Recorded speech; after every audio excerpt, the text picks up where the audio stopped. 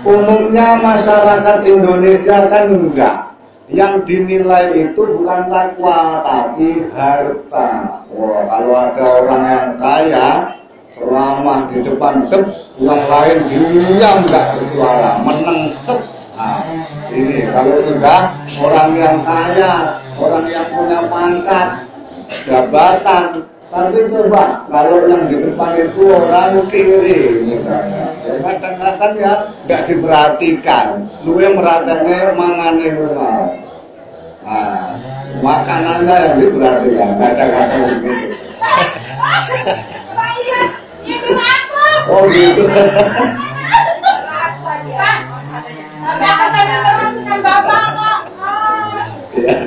Ya Bu ya. Nah, jadi begitu. Umumnya manusia malah yang menjadi timbangan, menjadi ukuran adalah harta, kekayaan. Padahal kaya, miskin, berpangkat atau tidak, baik itu orang papan atas maupun papan bawah, ini nanti di hadapan Allah semuanya sama. Yang beda hanya ketakwaannya yang beda. Siapa yang ketakwaannya lebih besar, ya itulah nanti di hadapan Allah yang diberi pahala lebih besar. Tingkatan surganya juga lebih tinggi. Ini. Padahal seperti kaya, miskin itu kan sebenarnya sudah bawaan ya Bu ya. Sudah bawaan. Ada orang cari kerjanya luar biasa ini. Dari pagi sampai sore, setiap hari tak pernah putus. Tapi ya ketekir saja ada. Ada orang kayaknya santai-santai, leleh-leleh, kerja sedikit, oh hasilnya banyak. Kerja sedikit, hasilnya banyak. Banyak yang seperti itu. Nah, karena kaya dan miskin itu sebenarnya bukan dari kerja keras, tapi ya sudah bawaan. Jadi, iya, sudah bawaan. Bagaimana kita minta sama Allah supaya kita diberi bawaan, supaya rezekinya lapang, supaya rezekinya banyak. Nah ini, jadi bukan karena kerjanya, tapi memang sudah bawaan. Oh jempol ini kok gemuk, apakah gemuk ini banyak gizinya? Yang enggak, sudah bawaannya gemuk. Ada jentik, kok kamu kok kecil dek, jentik? Nah, apakah kamu itu kualat? Ya enggak, karena memang jentik ini bawaannya bawaan kecil. Sama kaya miskin juga seperti itu, bawaan lahir. Nah ini, jadi kita berdoa bagaimana caranya supaya bawaan yang kita bawa itu ditambah oleh Allah Subhanahu wa Ta'ala. Kadang-kadang pikirannya gini, males lah, Jumat-Jumat siang-siang ke musola, Maulid Nabi malas, aku kerja saja. Nah, apakah kerjanya di luar sana nggak ikut Maulid Nabi dia nanti kaya? Ya enggak juga. Nah, ini apakah yang kerja yang datang ke musola ini terus miskin? Ya enggak. Jadi kaya miskin bukan karena pekerjaannya. Ini dia sudah nggak ikut pengajian, sudah kerja nggak ikut pengajian, nggak dapat pahala, miskin pula. Nah, mending sudah miskin tapi ikut pengajian dapat pahala. Nah ini dia. Mudah-mudahan barokahnya kita di sini mengikuti pengajian peringatan Maulid Nabi Muhammad SAW menjadikan kita barokah hidupnya. Amin. Amin. Yaitu kadang-kadang sampai banyak P yang dilakukan. Wah, ada yang jatuh.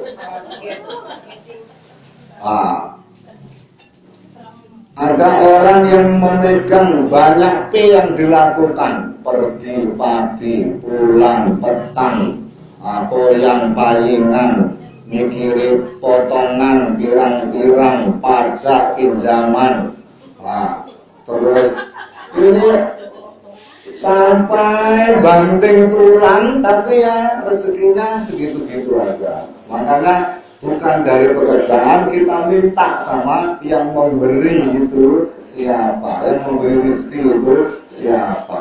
Nah, ini pentingnya kita beribadah beribadah, memohon oleh Allah, memohon kepada Allah dengan wasilah kita memperingati Maulid Nabi, dengan perantara peringatan Maulid Nabi, sehingga Nabi Muhammad juga mendoakan kita, mendoakan supaya hidupnya barokah, rezekinya lapang, sama kayak air. Ya Bu, Nabi Muhammad apa yang ingin diperingati? Enggak.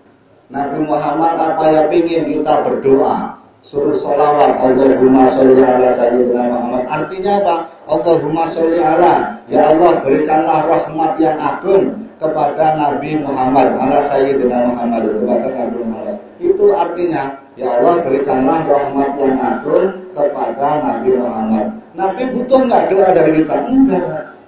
Tapi yang butuh kita, seperti halnya gelas yang kosong, harus tak cukup ya, tuh gelas wae. Ya kan Bu? Tarik dulu ya Bu. Seperti gelas ini misalnya kosong. Saya yang dulu nggak jauh ya.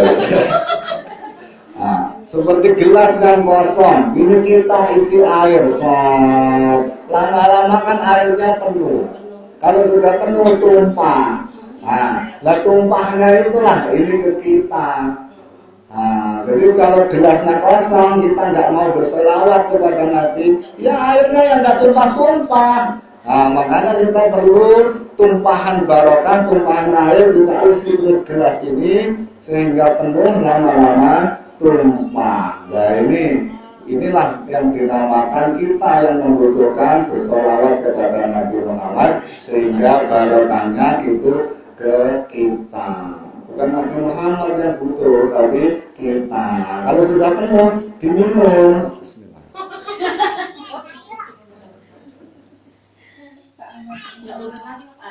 Alhamdulillah.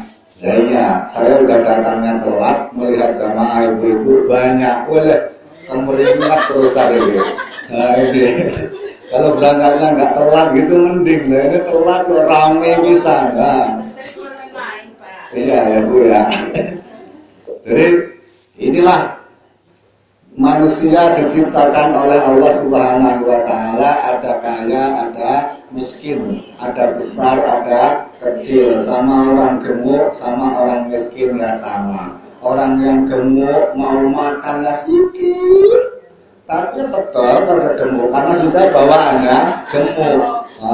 Malah saya ini sudah makannya sedikit loh, nasi sedikit, lauknya sedikit, pakai baju, ini pahanya masih saja menjerit, saking sempit, jadi pahanya menjerit, lengannya menjerit. Lah ini, yang kurus jangan begitu, makannya banyak, tapi enggak gemuk-gemuk, nimbang 40 kilo, nimbang cuma 45 kilo, lah ini.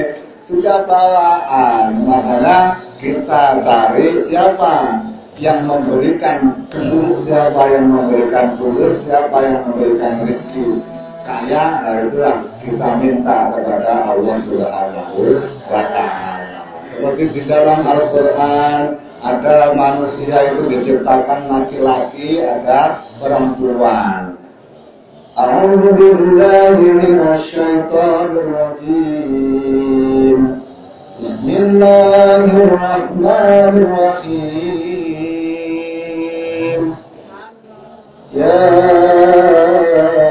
ayyuhan nasu inna khalaqnakum min dzakarin wa unsa وجعلناكم شعوبا وقبائل لتعارفوا إن أكرمكم عند الله أتقاكم. Allah menciptakan laki-laki, Allah menciptakan perempuan, Allah menciptakan manusia itu bersuku-suku, berbangsa-bangsa untuk saling mengenal. Tapi yang paling diutamakan, inna akramakum indallahi atqakum. Sesungguhnya yang paling mulia di antara manusia-manusia ini, dia yang paling bertakwa kepada Allah Subhanahu wa Ta'ala. bukan perempuan, bukan laki-laki, bukan orang Sunda, bukan orang Jawa, bukan orang Minang, bukan orang mana lagi Bu? Batak. Nah, misalnya itu semuanya sama, hanya untuk saling mengenal budaya. Tapi yang paling utama adalah yang paling takwa, itulah yang paling mulia di hadapan Allah Subhanahu wa Ta'ala. Ini pentingnya. Jadi kok ada laki-laki, ada perempuan. Inna khalaqnakum min dzakarin. Allah menciptakan laki-laki wa unsa, kemudian perempuan. Loh, berarti apakah derajatnya laki-laki yang lebih tinggi, kemudian perempuan? Soalnya perempuan ini nomor 2. Enggak, karena wa di situ zakari wa unsa, nah ini derajatnya sama. Jadi sama-sama saja antara laki-laki dan perempuan derajatnya sama. Laki-laki dan perempuan itu bukan digunakan laki-laki sebagai pesaing, tapi digunakan sebagai pendamping. Nah, kadang-kadang ada laki-laki yang menganggap istrinya ini pesaing. Kalau pesaing, ya laki-laki kerja bodos, perempuannya suruh kerja di mana? Kerja di pembantu misalnya. Nah, ini namanya kan pesaing kerja. Karena harusnya perempuan di rumah aja loh, kalau mau susah-susah, enak di rumah. Nah, ini bukan pesaing, tapi memang pendamping daripada laki-laki. Dan perempuan pun bukan menjadi rival, tapi menjadi partnernya bapak-bapak, partnernya suami. Nah ini kadang-kadang dijadikan, ya itu makanya laki-laki kerja, perempuan kerja. Ayo, ternyata laki-laki hasilnya lebih sedikit daripada perempuan. Wah, modal laki-lakinya ya. Ya ini makanya dijadikan pesaing kerja. Tapi memang perempuan ini sebenarnya lebih menangguh daripada laki-laki. Makanya ibu-ibu ini beruntung jadi perempuan. Kalau punya anak perempuan daripada anak laki-laki, lebih senang mana Bu? Anak perempuan atau anak laki-laki? Dua-duanya. Iya. Ya, tapi lebih senang perempuan. Soalnya anak saya perempuan juga. Kenapa? Nanti sudah bisa besar sedikit, wah sudah bisa disuruh nyapu, cuci piring, bajunya bapak cuci. Coba anak laki-laki paling dolan, main HP, nonton TV. Nah itu loh rumahnya kotor. Panen cuma gitu laki-laki. Oh iya. Iya, baru ya. Tapi jarang, rata-rata. Kalau anaknya laki-laki ya begitu. Ya syukur alhamdulillah. Mau ya Bu ya? Tergantung didikan. Nah, kalau ibu bisa mendidik walaupun itu laki-laki ya sama juga seperti perempuan. Tapi ya rata-rata kalau anak laki-laki itu begitu memang, sukanya main HP, sukanya dolan, main, rata-rata. Cuma ada beberapa yaitu yang laki-laki pun mau membantu orang tuanya, dan ini syukur alhamdulillah. Tapi walaupun begitu itu masa anak-anak mereka memang berbeda-beda, macam-macam. Tapi mudah-mudahan besok kalau sudah dewasa, sudah kenal sama orang tuanya, sudah mengerti bagaimana tata keramanya terhadap orang tua. Itu yang diharapkan kita semuanya. Laki-laki katanya, laki-laki mengandalkan ijazah. Aku kan punya ijazah, berarti peluang pekerjaan lebih banyak. Enggak. Perempuan juga punya ijazah, juga punya wajah. Nah, 1-0 untuk laki-laki. Iya. Punya ijazah juga punya wajah, itu perempuan.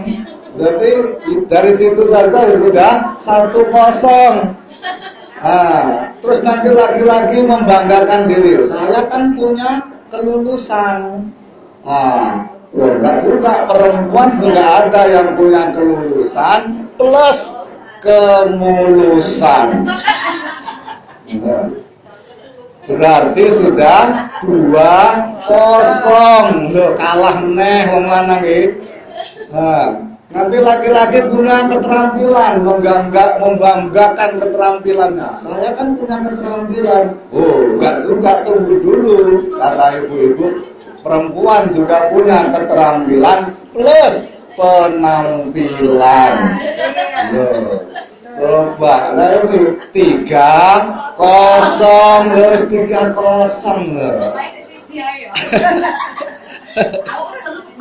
Lah itu, wah, nanti laki-laki masih membanggakan lagi dirinya. Saya kan punya koneksi, hubungan banyak, koneksi saya di mana-mana.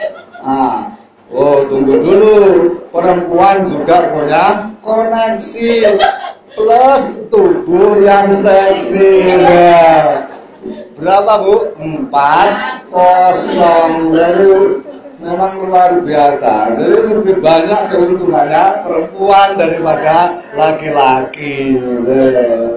Jadi makanya ujung tonggaknya dalam keluarga itu ya perempuan. Perempuannya jelek, rumah tangga bisa jadi jelek. Perempuannya baik, perempuannya solehah, rumah tangga ya juga bisa menjadi baik. Banyak laki-laki, pejabat-pejabat yang menjadi koruptor karena dorongan dari istri. Aduh Mas, gelangku nek siji, cukup nilai lah. Padahal duit dari mana kata Masnya. Akhirnya bumbung jadi pejabat, kutiplah sedikit. Ini pun gara-gara dorongan istri. Ya seperti itu, laki-laki ya begitu. Nanti laki-lakinya, pertama pengennya macam-macam deh. Ini butuh jadi pejabat ini ya. Nanti tak ambil uang dari pembangunan sana, nanti kita buat beli mobil kita nanti 11 di rumah. Mobil pribadi. Nanti gantian itu. Buat anak, buat kamu satu-satu, buat aku, gitu. Tapi kata istrinya, janganlah, itu kan uang rakyat. Udahlah, kita makan saja hasil yang gaji dari pejabat itu, nggak usah makan uang-uang pembangunan. Lama-lama gimana? Ya. Manut penganan diomongin beda orang-orang. Jadi banyak laki-laki yang menjadi baik karena wanitanya baik, banyak laki-laki yang menjadi pejabat karena wanitanya juga jahat. Begitu. Jadi Bu, dorong laki-laki itu dengan iya kan? Malah mendukung, itu mau gelang wis duwe anting duwe tambah anting mulung duwe anting wis duwe gelang wis duwe tambah kalung, gelang wis duwe anting wis duwe kalung wis duwe gelang kaki, kabeh wis enak, hidung sampai ditumpet kayak sapi itu. Jadi inilah memang kalau kita pikir ya semuanya itu kalau masalah perhiasan ya kurang aja. Tapi tergantung hati kita masing-masing. Kalau masing-masing kita cukup ya ini saja cukup. Yang penting dari barang-barang yang halal ya insya Allah juga cukup. Nah ini jadi ibu yang dimuliakan oleh Allah Subhanahu wa Ta'ala. Sesuatu yang penting ini ketika kita menghadapi kehidupan yang seperti ini, tentu inna sholata tanha 'anil fahsya'i wal munkar. Sholat ini bisa mencegah dari perbuatan keji dan perbuatan yang munkar. Jadi supaya kita baik bagaimana? Ya sholatnya juga harus baik. Sehingga perbuatan kita yang tercermin dalam kehidupan sehari-hari itu baik. Nah, supaya sholatnya baik, ya kita kembali ke depan lagi, wudunya juga harus baik. Nah, ini wudunya juga harus baik, harus benar. Makanya kita pelajari dulu tentang wudu supaya kita sebelum menginjak ke sholat, kalau wudunya benar, maka sholatnya juga akan benar, akan sah. Kalau wudunya belum benar, belum sah, maka sholatnya juga sudah otomatis tidak akan sah. Nah, ini supaya tercermin inna sholat tanha 'anil fahsya'i wal munkar. Sholat ini mencegah perbuatan keji dan perbuatan munkar. Harus mengerti wa wudhu wudu'i sitatul asya'a an-niyatu. Jadi perdunya wudu itu ada 6. Yang pertama adalah niat. Niat wudunya di mana, Bu? Apa sebelum menyentuh air? Apakah waktu membasuh tangan? Nah, jadi niat wudu itu adalah waktu kita membasuh muka. Nah, jadi ternyata ketika saya belajar ngajar di SD, anak-anak kelas 6 pun masih belum mengerti niat wudu itu dikiranya waktu berdiri di depan keran. Niat nawaitul wudu airatul hadatsal asghari fadlillahi ta'ala. Jadi waktu membasuh wajah enggak niat. Nah, jadi itulah pentingnya. Yang pertama ibu harus niatnya ketika membasuh wajah. Nawaitul wudu airatul hadatsal asghari fadlillahi ta'ala. Enggak hafal bahasa Arab, Pak. Saya kecil itu pakai bahasa Sunda misalnya.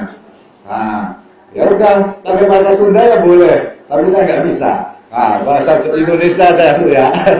Nah, saya niat wudu menghilangkan hadas kecil fardu karena Allah. Nah, itu sudah sah. Yang penting di hati.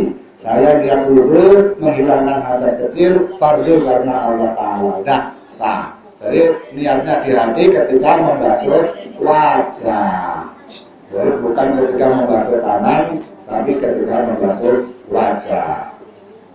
Kemudian wajhul wajhi, kemudian membasuh wajah itu sendiri, ini batasannya dari mana? Batasannya dari awal tumbuhnya rambut yang atas, ini namanya wajah, sampai ke telinga yang kecil ini Bu, apa namanya? Pokoknya inilah ya, telinga kecil ini terus ke bawah dagu, nah, muter, itu namanya wajah. Kadang-kadang ibu nanti malas melepas kerudungnya, nah, hanya depan saja segini. Nah, yang sini nggak kena. Nah, ini nggak sah wudunya Bu. Jadi wudunya harus mulai tumbuh rambut sampai telinga, sampai di bawah dagu ini mutar. Itu namanya wajah. Atau kalau yang kayak gini, rambutnya bapak-bapak banyak sampai segini. Ah, sekarang pertanyaannya adalah Pak, tumbuhnya rambut saya bukan di sini, tapi di sini. Nah, itu berarti jidatnya lebar. Nah, untuk main bola bisa, tapi itu anugerah dari Allah. Biasanya orang yang jidatnya lebar ini orangnya cerdas, kreatif, mudah berpikir, kreatif orangnya. Ini anugerah. Kekurangan, tapi ternyata ada kelebihan di situ. Nah, jadi bagaimana Bu? Apakah ya harus diusap gini? Nah, berarti wajahnya pindah ke sini dong? Nah, enggak. Pada umumnya saja. Kalau umumnya tumbuhnya rambut di sini, walaupun dia rambutnya tumbuh di belakang, nah ini sampai batasan umumnya orang saja. Dan dibasuh, itulah batasan wajahnya. Lalu sampai sini pula kerepotan. Wajah saya lebar Pak, sampai belakang, enggak. Karena rambutnya tumbuhnya di sini, enggak. Ini yang jadi masalah. Umumnya saja, umum tumbuhnya rambut itu batasan dari wajah. Jadi harus terkena air, rata terkena air, jangan cuma sedikit saja. Wa ghaslul yadaini ilal mirfaqaini, membasuh kedua tangan sampai siku. Perhatikan ibu-ibu, kadang-kadang bajunya baju yang modis sehingga dicincin. Ini nggak sampai, nggak bisa dicincin lah. Ini sampai sini sudah mentok ini, nggak sampai situ. Nanti males lah mau nyincingkan, akhirnya yang dibasuh sini sampai sini aja. Nah, ini tidak sah wudunya. Jadi kalau bajunya lebar lengannya, maka cincingkan sampai atas siku. Nah, sikunya harus terkena air, baik itu siku yang depan maupun siku yang belakang. Ini yang rata-rata kayak anak-anak, entah itu SMP, entah itu SD, ini rata-rata yang saya temui dia hanya membasuh bagian depan saja. Belakangnya, siku yang belakang ini masih kering, nggak kena air. Nampaknya memang depan udah basah, tapi ditengok belakang masih kering. Nah ini yang mengakibatkan tidak sahnya wudhu. Jadi keliling ini harus basah semuanya. Nah, pakai inai bagaimana? Boleh, inai itu bisa tembus ke kulit. Kecuali kalau tangan ibu ada habis dandani bajunya bapaknya yang copot, kancing bajunya pakai lem alteco atau lem setan. Nah, kalau lemnya ada yang setan nggak apa-apa, asal jangan orangnya. Nah, kalau orangnya dari setan bahaya. Nah, ternyata tangannya kena lem alteco atau lem setan. Nah, ini harus dihilangkan dulu lemnya. Karena lem alteco atau lem setan itu mengganggu resapnya air sampai ke kulit. Nah, ini perlu diperhatikan. Jadi dibuang dulu lem setannya. Nah, sehingga kulit ini nanti terkena air, kecuali lem setannya di bagian atas, di atas lengan tuh nggak masalah. Nah, karena yang dibasuh adalah bagian siku ke bawah. Nah, ini pentingnya supaya wudhu kita sah ya bro ya. Kemudian wamasku ba'dir roksi, membasuh sebagian kepala, membasuh sebagian kepala yang nempel sebagian rambut ini yang nempel di kepala. Jadi yang dibasuh ujungnya sini saja sudah boleh, asal jangan ibu rambutnya panjang sampai paha sini. Nah, yang dibasuh ujungnya, nah, enggak, yang dekat di kepala. Nah, ini yang dibasuh. Nah, jadi tapi minimal membasuh rambut itu 3 helai saja sudah sah. Cuma rugi bu. Jadi besok itu di hari kiamat ini akan ada orang-orang yang suka berwudu ini bersinar. Seperti halnya ketika membasuh kepala, ini kepala kita nanti bersinar sehingga Nabi mengenali, oh ini umatku. Tapi kalau ibu cuma wudunya 1 titik aja, nanti bahaya. Nanti di akhirat sana kelap-kelip aja, kelap-kelip. Jadi Nabi nggak nampak, dan kelap-kelip aja. Maka walaupun cuma sedikit saja sudah sah, tapi alangkah baiknya banyak yang diusap. Sehingga nanti di akhirat bersinar semuanya, mencorong, nggak cuma kelap-kelip. Kelap-kelip itu ya Nabi raketok. Mana umatku. Jadi kalau semuanya kan mencorong, bercahaya. Nah ini nanti kita dikenali oleh Nabi Muhammad. Oh itu umatku, ayo masuk surga. Nah itu ya udah. Kemudian waghslul rijlaini ilal ka'baini, membasuh kedua kaki sampai kedua mata kaki. Ini harus kena air nih sampai sini. Mata kaki baik itu yang belakang itu juga harus kena air. Ini kalau perjalanan jauh misalnya sholat itu kan. Ya.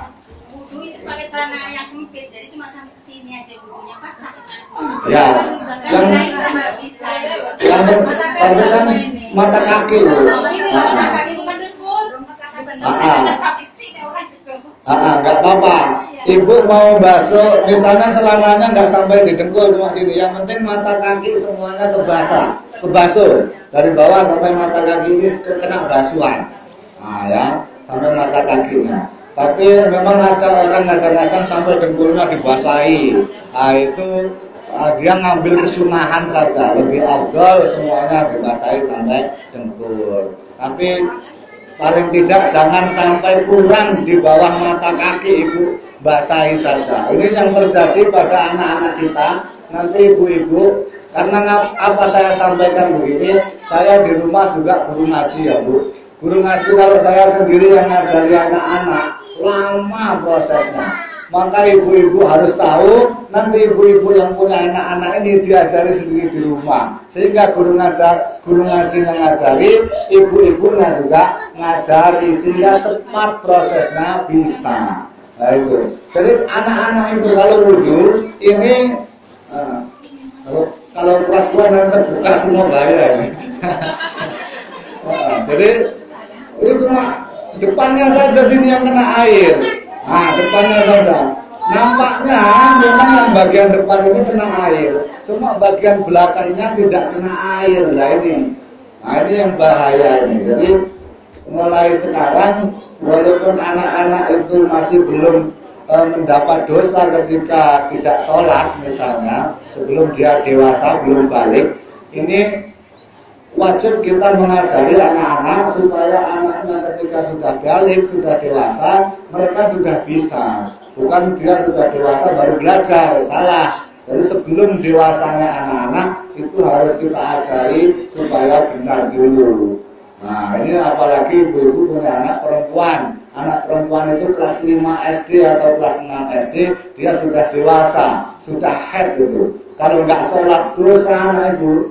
Kalau anak ibu dosa, orang tuanya nggak ngajari, orang tuanya kena dosa. Ibu rajin sholat, bapaknya rajin sholat, tapi nggak pernah ngajari anaknya gimana caranya sholat, gimana caranya wudhu. Besok ibu masuk surga. Wah, amalnya baik nih, masuk surga. Bapaknya amalnya baik, masuk surga. Giliran anaknya, loh, kamu kok sholatmu ini kayak gini, nggak pernah sholat, nggak pernah wudhu, gimana? Saya nggak pernah diajari sama orang tua loh. Orang tuanya sudah mau masuk pintu surga, dipanggil lagi, panggil. Balik meneh ora sida mlebu surga. Kok anakmu nggak diajari apa? Ya saya kira sudah bisa sendiri lah itu. Nggak diajari karena kelalaian orang tua ini, nanti orang tua yang akhirnya bareng sama anaknya di neraka. Nah inilah yang harus hati-hati. Kecuali orang tua sudah nasihati, tapi anaknya merengkel, ini beda lagi. Iya, beda lagi. Yang penting orang tua punya kewajiban menasihati anak. Kalau anaknya tidak dinasihati sama sekali oleh orang tua, nanti efeknya di akhirat. Boleh dimarahi bu, marahi, dipukul. Anak kalau sudah umur 7 tahun ini dimarahi, kalau nggak sholat dimarahi. Anak kalau sudah umur 10 tahun nggak sholat pukul. Tapi pukulnya jangan pakai besi bu. Nanti mukul pakai besi kena kepala, ulah tenger-tenger ribut yang rugi. Nah, jadi mukulnya mukul yang mendidik, sapu lidi kayak apa gitu. Atau jewer ya itu boleh. Nanti kalau mukulnya pakai besi dar, masuk rumah sakit. Nah, ibu yang susah kan gitu.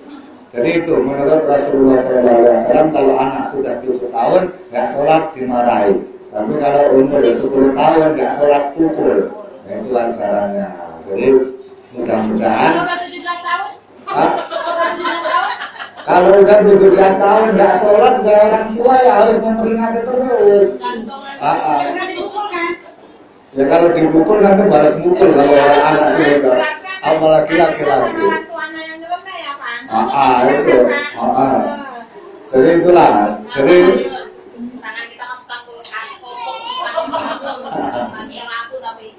tapi ya selain kita nasihati anaknya, kita juga minta sama Allah supaya hatinya terbuka.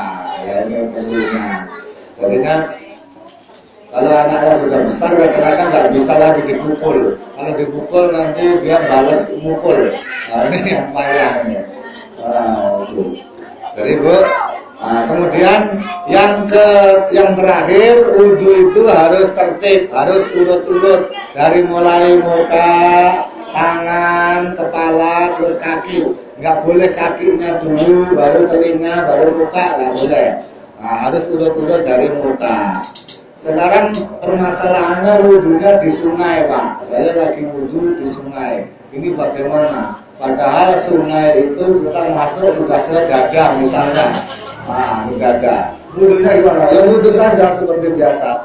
Bayangkan membasuh muka, membasuh tangan, terus kepala, terus membasuh kaki. Walaupun kita keadaannya di dalam air, tetap boleh dan tetap sah. Air sungai itu juga air suci untuk berwudhu sah. Nah itu ya Bu ya. Dari itu saja penjelasan saya, mudah-mudahan dapat dipahami. Ada yang ditanya Bu ya? Kalau kita wudhu pakai baju sempit kan misalnya kan nggak bisa untuk atas sampai atas. Jadi masuk ke WC buka baju biar dulu sampai ke atas. Itu sah apa enggak? Dari keran WC yang diapa? Ya. Kalau wudhunya di WC ini tidak ada hubungannya sah dengan tidak sah. Selama membasuhnya kita sempurna itu wudhunya sah. Hanya kalau di WC ini makruh mengucapkan lafaz seperti nawaitul wudhu ala yang ada sesuatu itu makruh. Jadi kalau di WC jangan sampai terucap itu, dalam hati saja. Saya niat berwudhu menghilangkan hadas kecil pada Allah di hati. Ya tetap sah. Hanya saja alangkah baiknya wudhunya tidak di WC. Cuma kalau keadaan ibu yang ibu ceritakan malah lebih baik wudhunya di WC. Karena apa? Nanti kalau di depan umum bahaya. Saya kan betul-betul sering. Kalau di kecamatan itu kan, ya. pakainya kan baju otomatis ini kan nggak bisa pakai Ya, karangan. ya. Jadi saya masuk betul-betul ke WC, saya pakai keran WC. Iya, iya. Saya buka baju saya. Ya itu sah itu sah. Jadi ya. Tapi katanya kalau itu harus dipakai yang maksudnya buka itu udah separuh segini. Ya.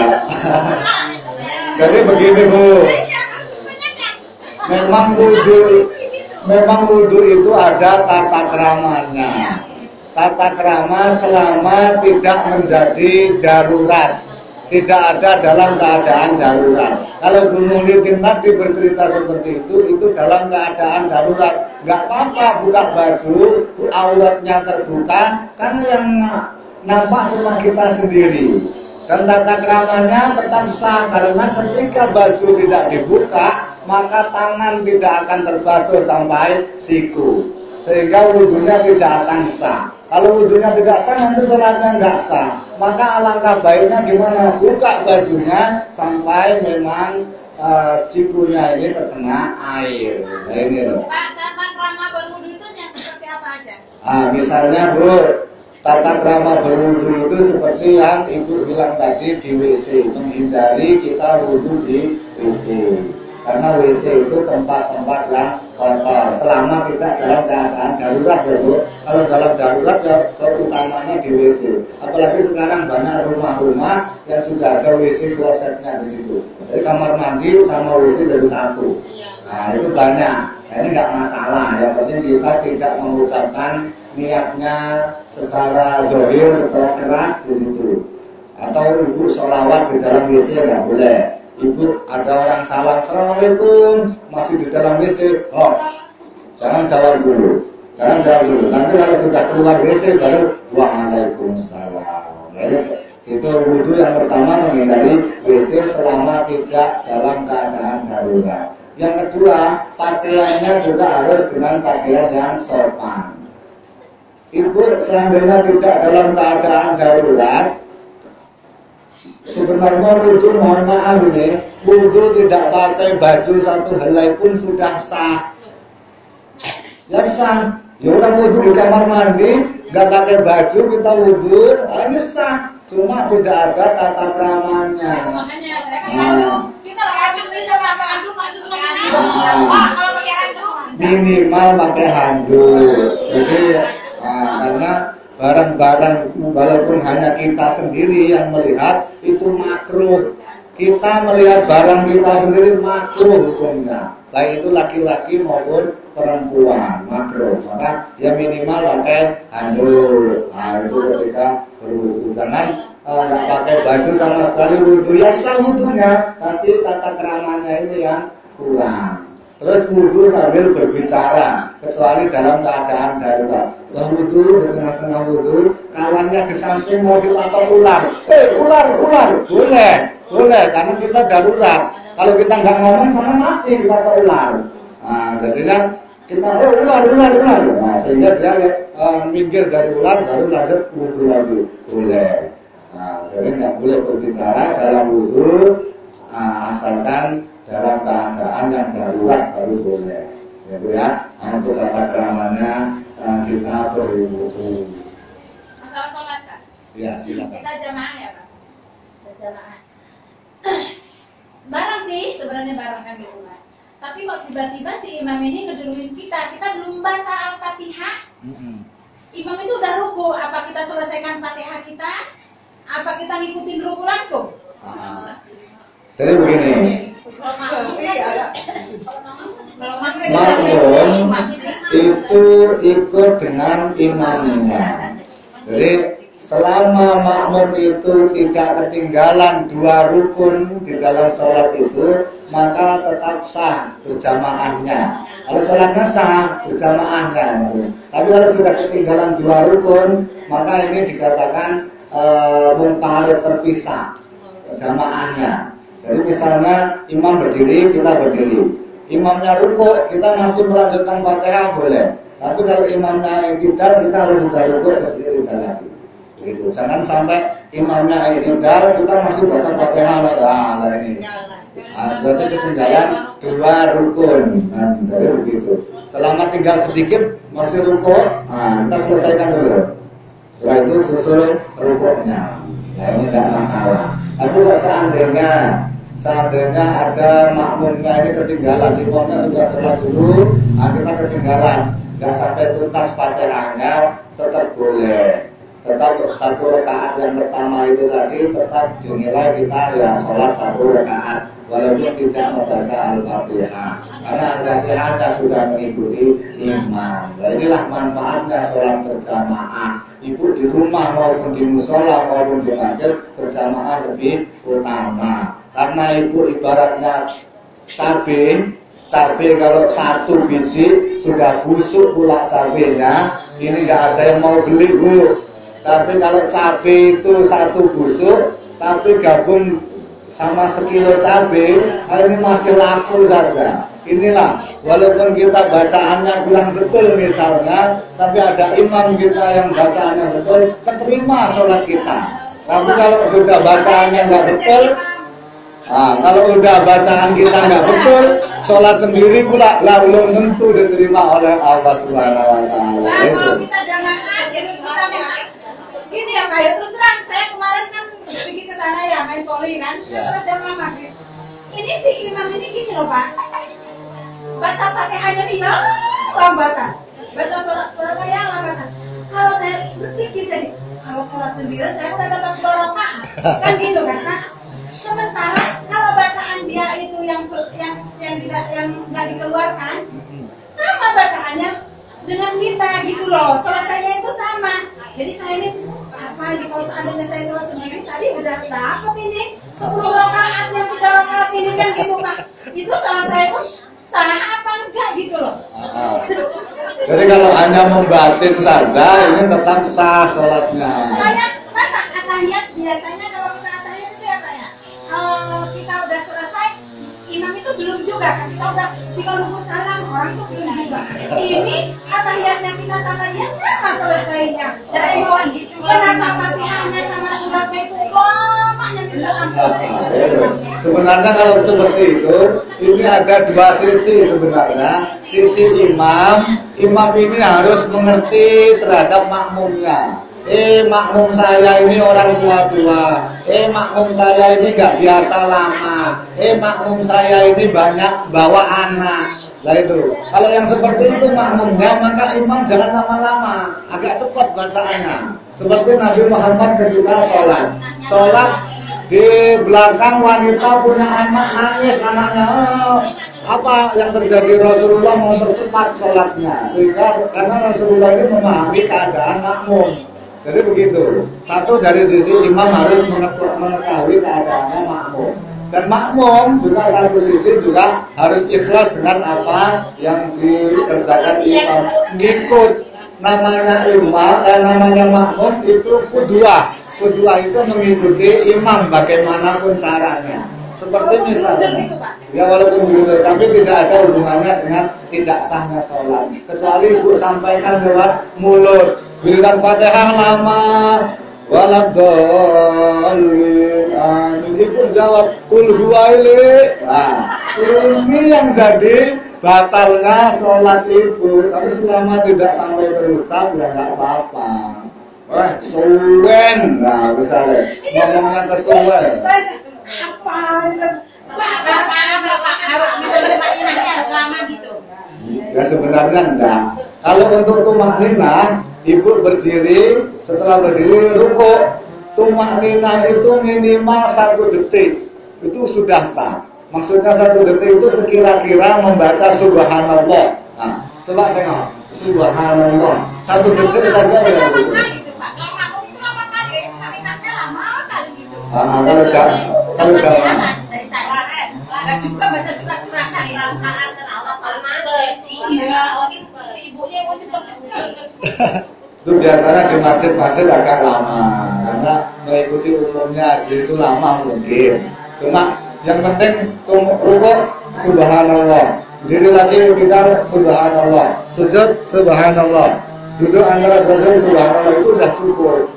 Yang penting jangan ibu ketika i'tidal sami Allahu liman hamidah, tumakninah itu kan harus diam sebentar, Bu. Enggak boleh tangannya gini-gini ketika berdiri.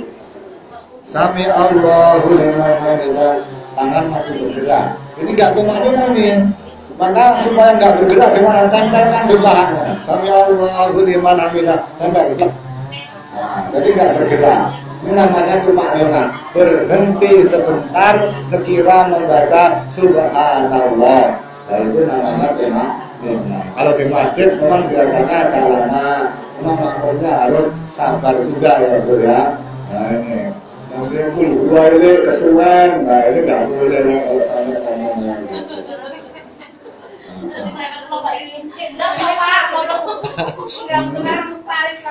Kami mau sholat sendiri, namanya kalau banget, komat, mah, nggak jadilah, alhamdulillah, ya hambatan ya Allah. Tapi kok yang anehnya atahiyat yang bacanya pelan, samanya barangnya dengan kita gitu loh. Ya nggak apa-apa, Bu. Kan gini, kita kan harus ikhlas. Belum bisa ikhlas. Kalau kita belum bisa ikhlas, alah ikuti saja. Lama-lama kita juga sudah menjadi ikhlas. Sama, ibu mau sodako, saya belum pernah nih sodako. Akhirnya ke masjid sodako 10.000 misalnya. Pertama mungkin belum ikhlas mungkin, tapi lama udah teruskan aja 10.000. Nanti seminggu lagi atau sebulan 10.000. Lama-lama itu loh ikhlas sendiri.